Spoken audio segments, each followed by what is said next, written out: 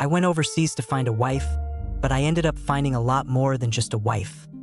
A couple of years ago, I decided to try something different. I'd been single for a while, and dating in my hometown felt like a dead end. I was 38, financially stable, but I couldn't seem to find someone to settle down with. A few friends joked that I should look for a wife overseas. At first, I laughed it off, but then I started hearing stories from other guys who had done it. They made it sound like a dream, finding someone traditional with family values and avoiding the dating scene that had gotten so superficial back home. So, I did some research and eventually joined an international dating site. That's where I met her. Let's call her Anna. She was from Eastern Europe, and from our first few messages, she seemed perfect. She was kind, sweet, and kept talking about how she wanted a family. It was exactly what I wanted to hear. We chatted for months, video called regularly, and eventually I flew over to meet her. The chemistry was instant. Everything felt so natural. Within a year, we were married, and she moved to the US to start our life together. In the beginning, it was good. There were a few bumps as she adjusted to living in a new country, but I was patient. I helped her set up bank accounts, introduced her to my friends, and did everything I could to make her feel at home. But after a few months, I started noticing something strange. She was obsessed with money, how much we had, where it was kept, and how I managed my accounts. She'd ask me a lot of questions about our finances, and I figured it was just her trying to get comfortable in her new life. Then, things started disappearing from my bank account. Small amounts at first, $50 here, $100 there. I brushed it off as normal household expenses that maybe I hadn't accounted for. But then larger sums started vanishing. I confronted Anna, and she always had a story ready. Sending money to her family back home, paying for things I hadn't noticed, or saying it was a mistake. I wanted to trust her. This was my wife after all. But the numbers didn't add up. One day, I found out she'd opened a credit card in my name and maxed it out. That's when I realized this wasn't a misunderstanding. It was intentional. I confronted her again, and this time she got defensive. She started telling me I didn't understand the financial pressure she was under, that I didn't give her enough control over our money, and that she felt like a stranger in her own life. As the months went by, the situation worsened. I tried locking down the accounts and keeping tighter control of our money, but she always found ways around it. She'd lie, manipulate, and even play the victim when I questioned her about missing funds. I tried to make the marriage work. I really did. But it became clear that Anna wasn't interested in building a life with me. She was using me as a financial stepping stone. I began to feel trapped. Here I was, stuck in a marriage with someone who was bleeding me dry. I started thinking about divorce, but I was terrified of what that would cost me financially, given that we'd only been married for a short time. Finally, one day I reached my breaking point. I found out she'd sent a huge chunk of money to her family without telling me. It wasn't just the money. It was the betrayal, the lies, the manipulation. I filed for divorce soon after. It wasn't easy. Anna fought me tooth and nail, trying to take as much as she could in the settlement. In the end, I lost a good portion of my savings, and the emotional toll was even worse. I never thought this would happen to me. I thought I'd found the perfect woman, and instead, I ended up in a nightmare. Looking back, there were so many red flags I ignored. I was so focused on the idea of finding a wife and building a family that I didn't pay attention to the signs that something was wrong. If there's one thing I've learned from all this, it's to be careful when you're chasing an ideal. Sometimes it blinds you to the reality right in front of you. After months of fighting in court, I finally got through the divorce with Anna. It wasn't pretty, and I walked away with my finances in tatters. I was relieved, though relieved to finally be free from her lies, manipulation, and the endless money issues. I thought the worst was over, but life had other plans. Just a few weeks after the divorce was finalized, Anna dropped another bomb on me. She was pregnant, and not just a few weeks along. She was several months into the pregnancy. She hadn't said a word about it during the divorce. She'd kept it quiet, like she was saving it as some kind of last-ditch ace up her sleeve. I was stunned, to say the least. I asked her why she hadn't told me sooner. Her only response was cold and calculated. "It's none of your business anymore." I wanted to be a part of my child's life. Despite everything, this was still my kid, and I wasn't going to just walk away. But Anna had other plans. She told me flat out that she didn't want me involved, said she didn't need me, and that her mother would help her raise the baby. When I pushed for more, she cut off all communication. It didn't take long before she moved out of town and in with her mother, taking my unborn child with her. I was devastated. Here I was, trapped in a nightmare I thought I'd escaped, and there was nothing I could do. I reached out, tried to negotiate with her, and even considered legal action, but everything moved so slowly. Anna refused to let me see the baby after it was born. She blocked me on every platform and told her lawyers I was harassing her. It was all lies, but it didn't matter. She had control. A few months after the baby was born, I was served with child support papers. Anna wanted an outrageous amount of money, more than I could afford, especially after what the divorce had already taken from me. It felt like she was out to ruin me, using my own child as a weapon to squeeze every last penny she could get. I'm now locked in a battle I can't win. I have a child out there I've never met, who I'm legally obligated to support, but I'm not allowed to see. I'm barely scraping by, living paycheck to paycheck, while Anna lives with her mother, completely cutting me out of our kid's life. Some days, I can't believe this is my reality. I wanted a family, a future, and instead, I ended up with a nightmare I can't wake up from. My only hope now is that one day, I'll be able to meet my child and explain everything, hoping they'll understand that I tried to be there. To anyone reading this, be careful what you wish for, and never ignore the warning signs. I thought I was building a life with someone I loved, but I was really walking into a trap that would leave me broken in ways I never imagined. After the divorce and the endless nightmare with Anna, I never thought I'd get my life back on track. I was drowning in child support payments, stuck in a job that was just barely paying the bills, and living with the constant ache of knowing I had a child out there I wasn't allowed to see. Every time I tried to reach out, Anna shut me down. It was like she was trying to erase me from my own kid's life. But somehow, despite it all, things slowly began to change. At work, I started getting noticed for the extra hours I'd been putting in, maybe as a way to distract myself from the disaster that was my personal life. A few months later, I got a promotion, nothing huge, but enough to make a real difference. I finally had some breathing room financially, which was something I hadn't had since before the marriage. Around the same time, something unexpected happened.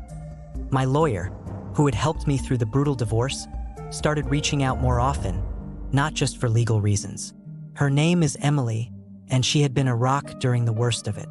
Always professional, but there was this kindness behind everything she did. She was smart, patient, and always knew how to calm me down when Anna was driving me to the edge. It started with coffee after a court meeting, then dinner one night when we were working late. Before I knew it, we were spending time together outside of work and legal talk. I hadn't felt this kind of connection in a long time, and the more we were around each other, the more I realized I wanted to be with her. One evening, after a particularly long day, Emily finally confessed how she felt. She told me that she'd admired how I kept fighting for my kid, even when everything seemed hopeless, and that she'd fallen for me through it all. It was like a weight lifted off my chest.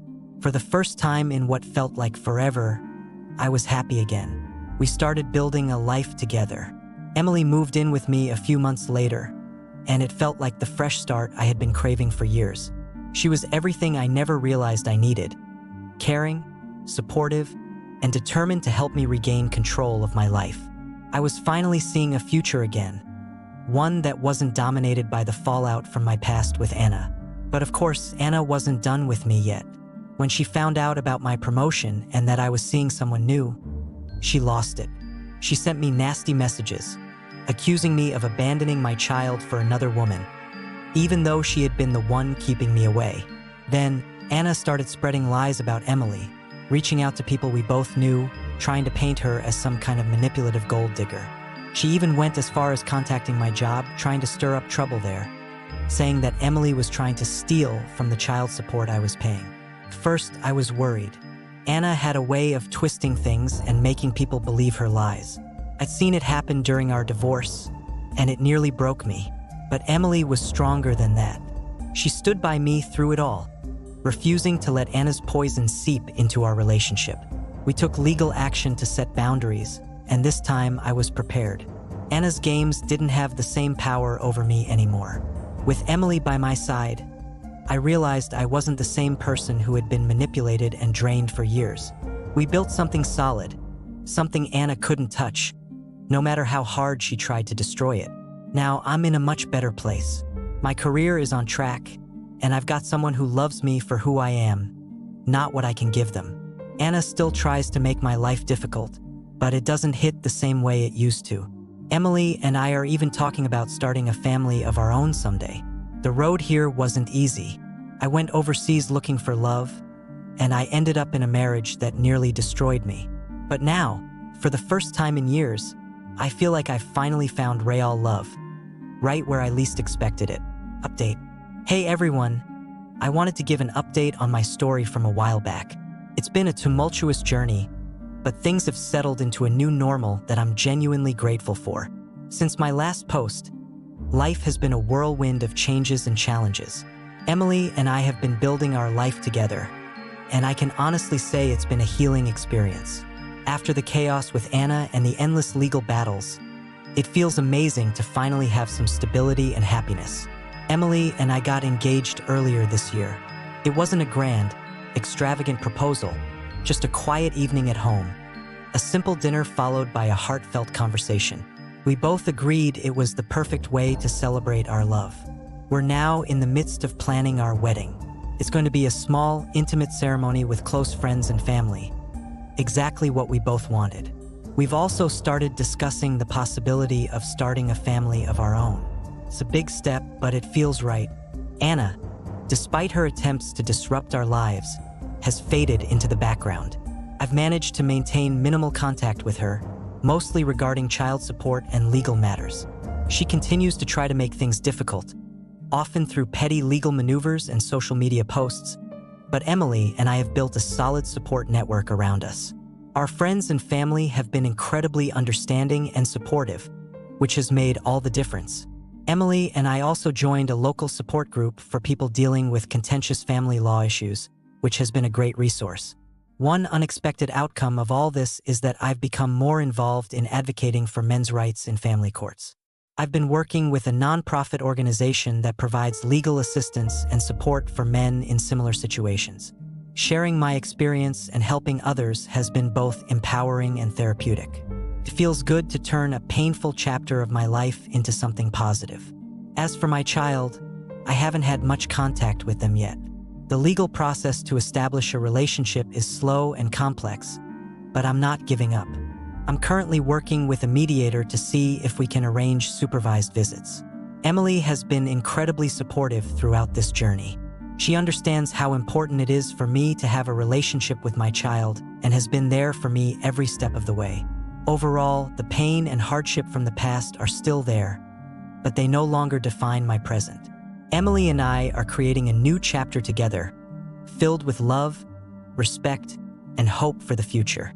I never imagined I'd find happiness again after everything that happened, but here I am, proving that even after the darkest times, things can get better. Thank you all for your support and kind words throughout this journey. It means more than you know. Here's to new beginnings and finding light after the storm. Take care. Hey everyone, new update here. I wanted to give you an update on what's been happening recently. Things have taken a dramatic turn, and I feel it's important to share where we are now. For the past few months, Emily and I had been focused on building our life together and planning for the future. We were managing well, despite the ongoing legal issues with Anna. We were hopeful and optimistic, but recent events shook us to our core. It started when I received some troubling news from a few concerned friends and neighbors. They reported that my daughter's living conditions with Anna were far from acceptable. I was heartbroken to hear that Anna had been neglecting her. Reports of inadequate food, poor hygiene, and an overall unsafe environment came through. This wasn't just gossip. These were serious concerns from people who had seen the conditions firsthand. Emily and I couldn't just sit back.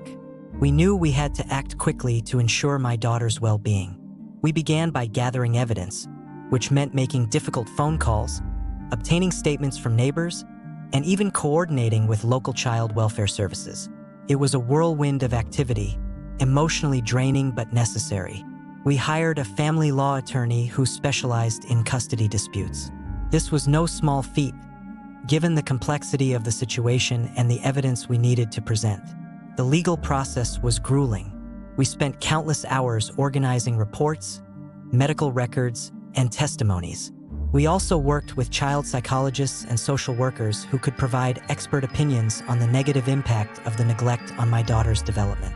Anna, of course, didn't make things easy. She fought us with everything she had.